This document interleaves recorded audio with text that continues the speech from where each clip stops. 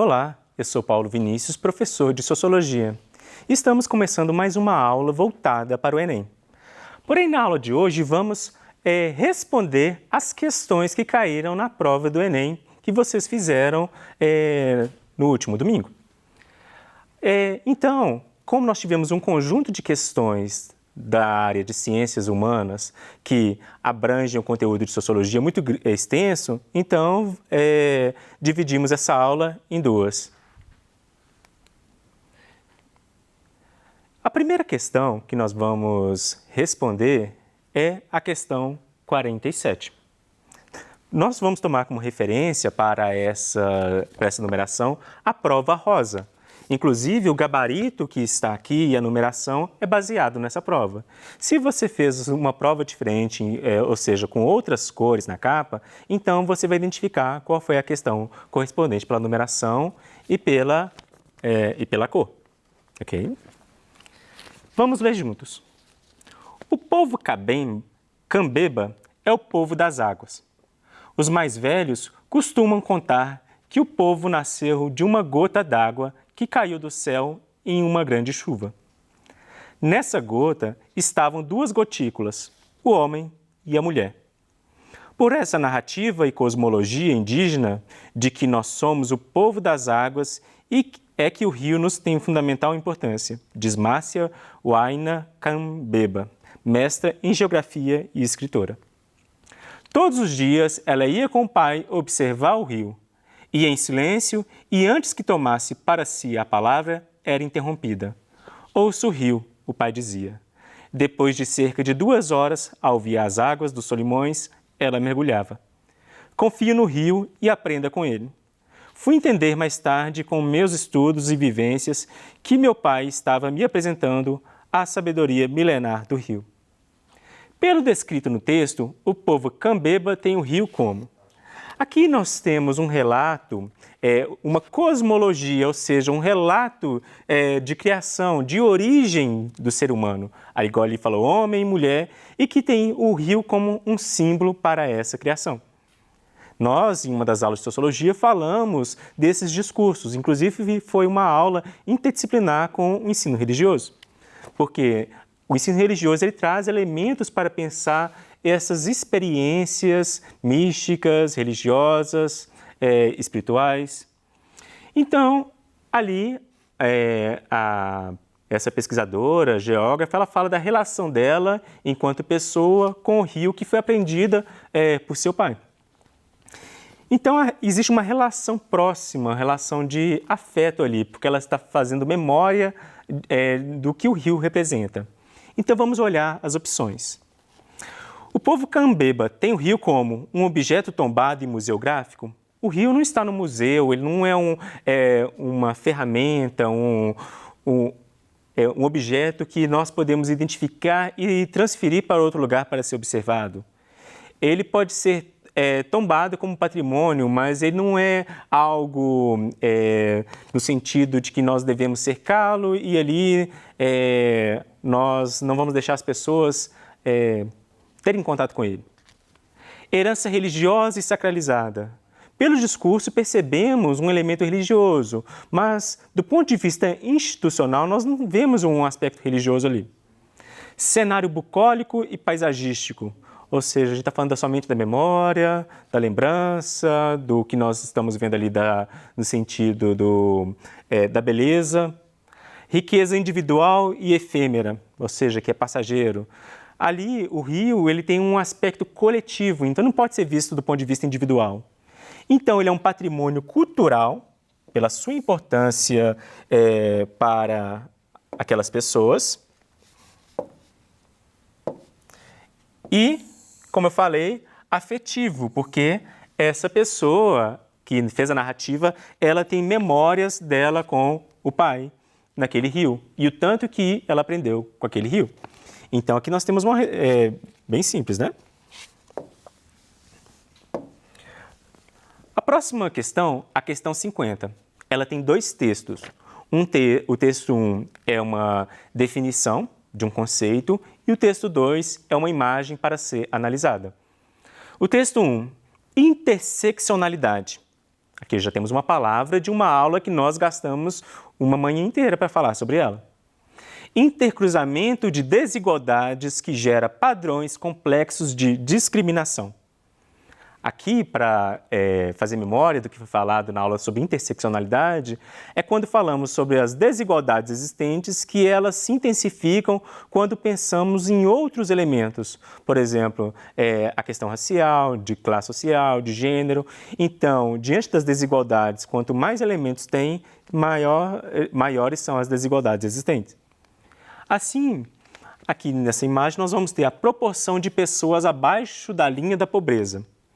Então, essas pessoas têm uma renda abaixo daquilo que é necessário para a sua subsistência. Aqui vemos, no primeiro ponto, uma taxa geral. Mulher sem cônjuge e com filhos até 14 anos, 56,9%. Mas, no destaque de mulheres sem cônjuge e com filhos até 14 anos, vamos dividir essas mulheres entre mulheres pretas ou pardas, ou seja, mulheres negras. Segundo o IBGE, quando fala negros, nós estamos falando das categorias pretos e pardos, e dividindo com mulheres brancas. Quando pegamos esse 56,9% de mulheres sem cônjuge com filhos, que corresponde a muito mais do que casal com filhos, então nós vamos ver que mulheres pretas ou pardas sem cônjuge com filhos até 14 anos é muito maior.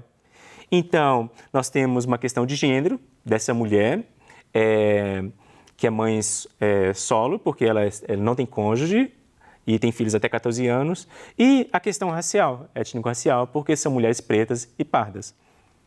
Então, pensando nesses elementos aqui, considerando o conceito apresentado no texto 1 e os dados apresentados no texto 2, no Brasil, são fatores que intensificam o fenômeno da discriminação. Raça e gênero, já identificamos a resposta, mas vamos ler as outras. Etnia e habitação, idade e nupcialidade, profissão e sexualidade, escolaridade e fecundidade.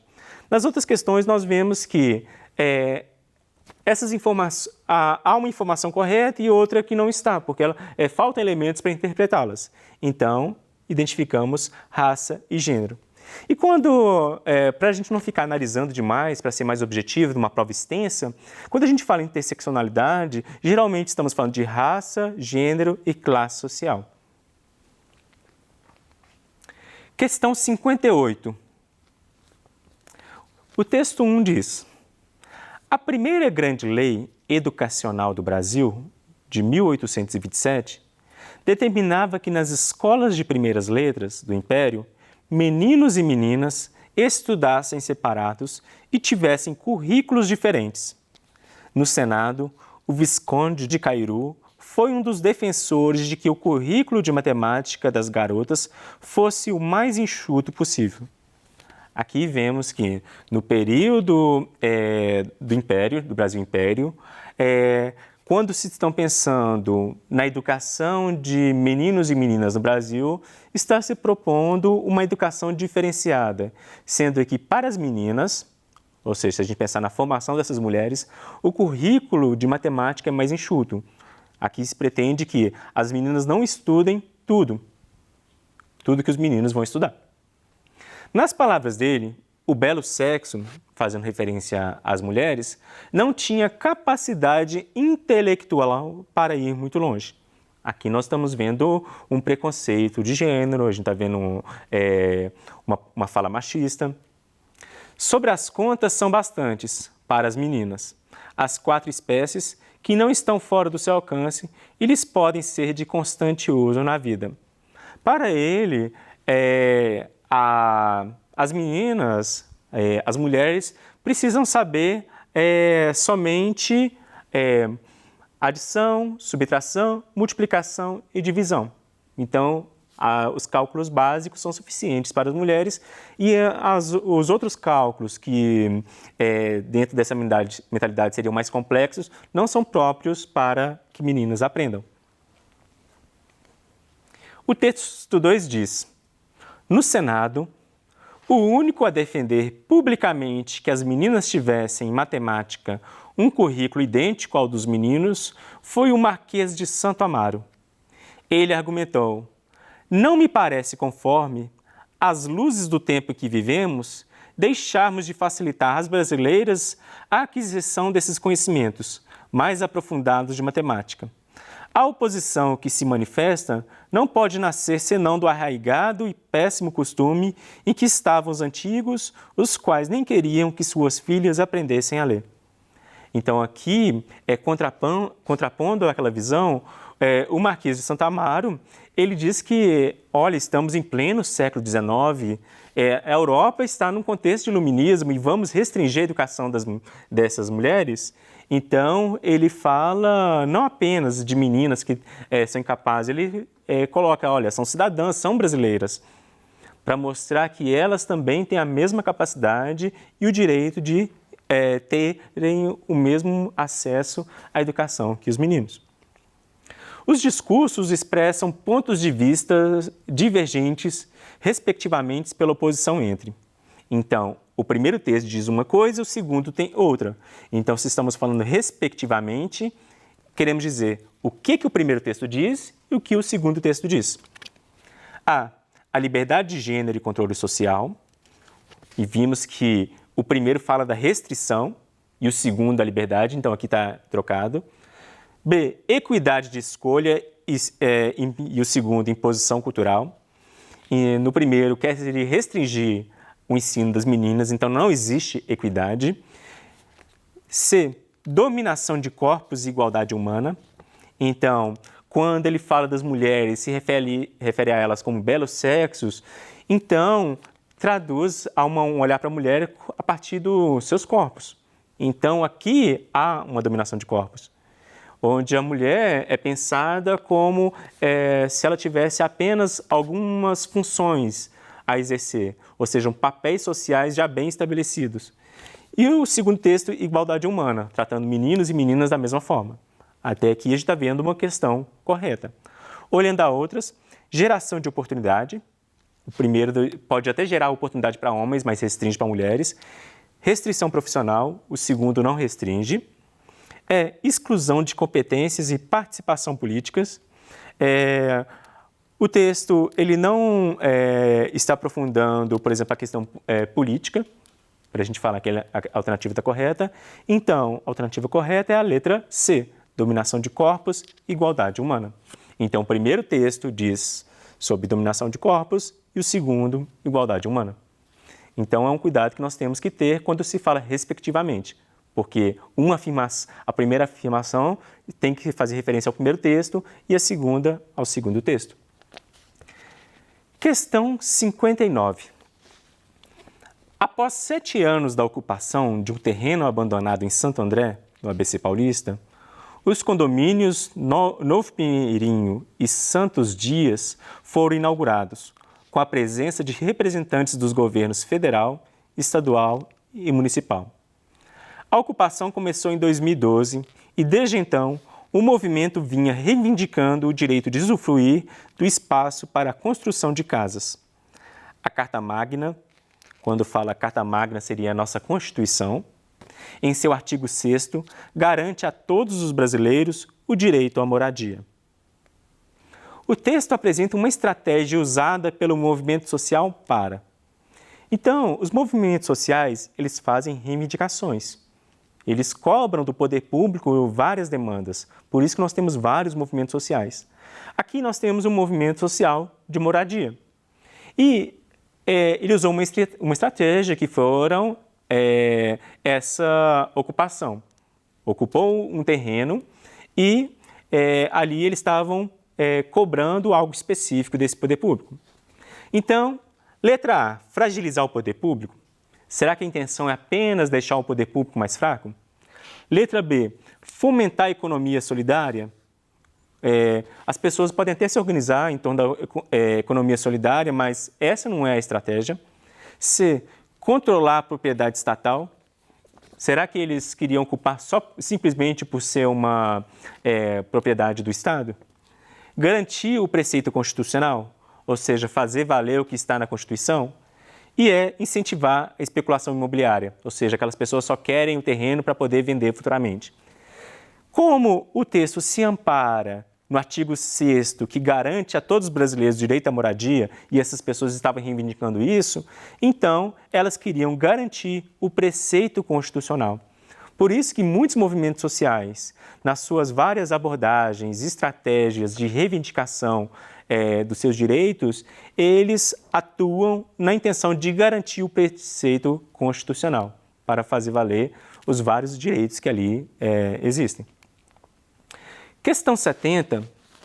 Em Vitória, Espírito Santo, no bairro Goiabeiras, encontramos as paneleiras, mulheres que são conhecidas pelos saberes, fazeres das tradicionais panelas de barro, ícones da culinária capixaba. A tradição passada de mãe para filha é de origem indígena e sofreu influência de outras etnias, como a afro e a luso. Dessa mistura, acredita-se que a fabricação das panelas de barro já tem 400 anos. A fabricação das panelas de barro se dá em várias etapas, desde a obtenção de matéria-prima à confecção das panelas. As matérias-primas tradicionalmente utilizadas são provenientes do meio natural, como argila, retirada do barreiro no Vale do Mulembá, madeira, atualmente proveniente das sobras da construção civil, e tinta extraída da casca do manguezal, o popular mangue vermelho. Uma característica de práticas tradicionais, como exemplificada no texto, é a vinculação entre os recursos do mundo natural, ou seja, aquilo que elas pegam do meio ambiente ali que está disponível, que elas aproveitam, e a manutenção dos modos de vida, B, conservação dos plantios da roça, C, atualização dos modelos de gestão, D, participação na sociedade de consumo, E, especialização nas etapas de produção. Como essas mulheres estão buscando uma forma de subsistência, porque é a partir dali que elas exercem seu trabalho, então essa vinculação do mundo natural com o estilo de vida delas seria a manutenção dos modos de vida, porque a partir desse trabalho elas conseguem viver. Conservação dos plantios da roça, o texto não traz esses elementos. Atualização do modelo de gestão, o texto também não traz elementos para pensar isso. Participação na sociedade de consumo, o texto não traz elementos, a pessoa pode ganhar dinheiro, consumir na sequência, mas não é o caso aqui. Especialização nas etapas de produção. Como se está falando de uma prática, um estilo de produção que remonta a 400 anos, então não se pretende ter uma nova dinâmica nessa produção. Por isso, é importante vocês analisarem essas questões, olharem para a prova, fazer uma nova leitura, porque às vezes tem questões que elas trazem um duplo sentido. Então, uma palavra que você falou assim, eu pensei nisso, mas achei que era outra coisa, porque talvez ali tenha algum verbo que remete a um outro sentido que você desconhecia. E diante das outras questões do Enem que contempla o conteúdo de sociologia, nós vamos resolver na semana que vem, porque nós precisamos ir com calma, porque não basta apenas identificar a resposta correta, porque com isso é só olhar o gabarito, mas pensar as questões. E voltar nas aulas que tivemos no Se Liga sobre esses assuntos, pois todos esses assuntos foram contemplados nas nossas aulas de sociologia e nas outras disciplinas das ciências humanas e sociais aplicadas. Por isso, desejo a vocês bons estudos e que, se não tirar uma boa pontuação esse ano, estudem mais para o próximo ano. Obrigado.